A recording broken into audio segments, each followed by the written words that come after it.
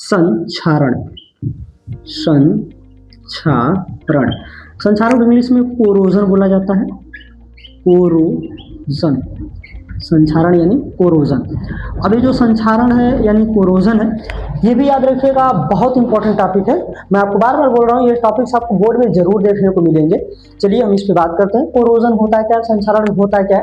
अच्छा, आप लोग नॉर्मल से जानते हैं कि आप लोग लोहे देखे होंगे, जो लोहा का बहुत सारे सामान लोहा का बनता है, लोहा के जहाज बनते हैं, लोहे के जो है कि आपके घर में चैनल जो लगे होते हैं वो बनते हैं, लोहे के तमाम प्रकार के औजार। लोहा है वो आप देखिए उसके ऊपर जंग लग जाता है और धीरे धीरे लोहा आपका खत्म हो जाता है, समाप्त हो जाता है। तो एक्चुअली लोहा समाप्त होता क्यों है, क्यों होता है, उसका क्या रीजन है, लोहा क्यों समाप्त हो जाता है।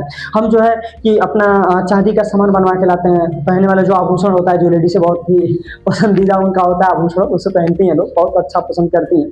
तो उनका आभूषण धीरे धीरे काला क्यों पड़ जाता है, चांदी क्यों काली हो जाती है, तो उन सभी का आंसर आपको आज इस वीडियो में मिल जाएगा। क्यों आभूषण हमारा काला हो गया, क्यों हमारा जो है जंगला इतना पैसा लगा के बनाया था वो नुकसान कैसे हो गया। चलिए ठीक है बाबू, आगे बढ़ते हैं, आइए देखते हैं इसको। तो संक्षारण क्या होता है, बहुत अच्छी सी टॉपिक है और एग्जाम के लिए बहुत इंपॉर्टेंट है ये। तो हम बात करते हैं संक्षारण के बारे में। समझिए, मैं परिभाषा लिखकर चलता हूँ। जब कोई धातु वायुमंडल में नमी व गैसों के संपर्क में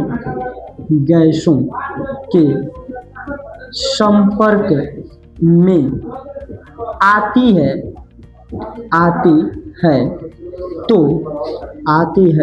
तो वह धीरे धीरे नष्ट होने लगती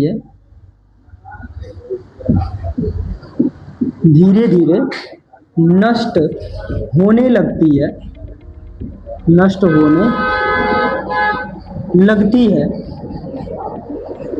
तो इसे ही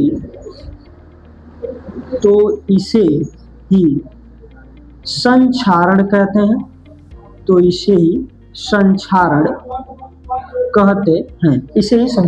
हैं। जैसे इसका मैं एग्जांपल आपको बता दूं, लोहे पर जंग का लगना, और जो चांदी के सामान होते हैं यानी पायल होती है या चांदी के अन्य जो भी आभूषण होते हैं उन पे काली परत का चढ़ जाना, जो कापर होता है उसके ऊपर नीली परत का चढ़ जाना, इन सभी के लिए जिम्मेदार है ये संक्षारण। और ये होता कैसे है, तो आपको बताया जा रहा है कि जब नमी और अन्य गैसें वायुमंडल से हमारे उस धातु के संपर्क में आती हैं तो धीरे धीरे उसके साथ ऑक्सीकरण की अभिक्रिया कर लेती है, और अभिक्रिया करने के कारण वो धातु क्या होती है, धीरे धीरे नष्ट हो जाती है। अर्थात कह सकते हैं ये जो संक्षारण है हमारे सामानों के लिए, हमारे धातुओं के लिए एक प्रकार से हानिकारक है।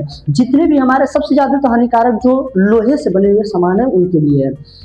तो ये जो संक्षारण होता है इसको रोका भी जा सकता है। कैसे आप रोक सकते हैं, इसको रोकने के उपाय भी होते हैं। तो चलिए मैं कुछ उपायों को बता देता हूं कैसे आप रोक सकते हैं। पहला तो है कि धातु पर पेंट करके, धातु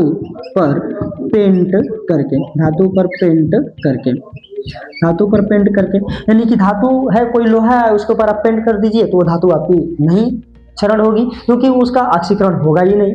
और क्या तरीका है, धातु पर पालिश करके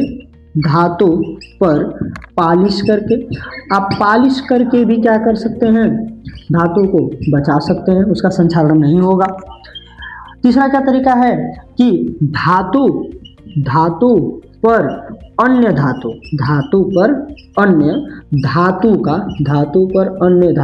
का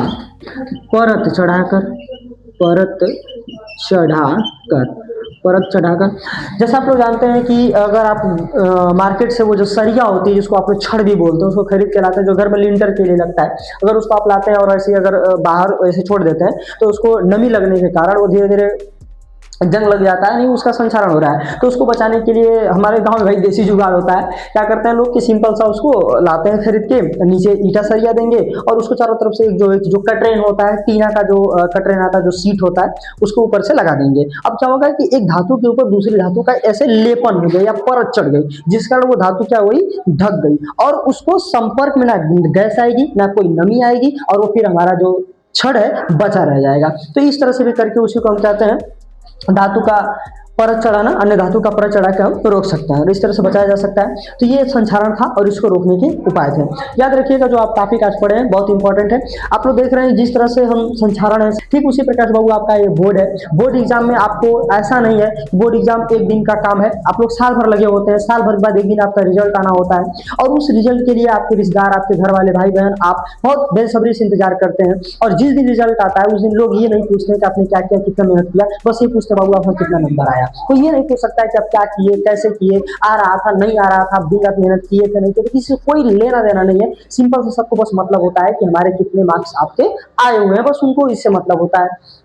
इसलिए आपके एग्जाम बोर्ड में जब आप बैठेंगे, आपके साथ बहुत लोग बैठेंगे, बहुत बच्चे बैठेंगे और उन सबसे आपको कंपीट करना है। जब उन सबसे आप कंपीट कर देंगे तब जाकर के आपका कहीं नाम आएगा।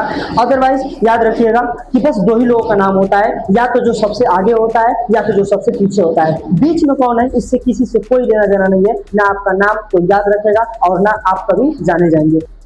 चलिए हम लोग इसी के साथ अपने वीडियो को समाप्त करते हैं। हम लोग फिर मिलेंगे नेक्स्ट वीडियो में, तब तक के लिए like share and subscribe. Thank you.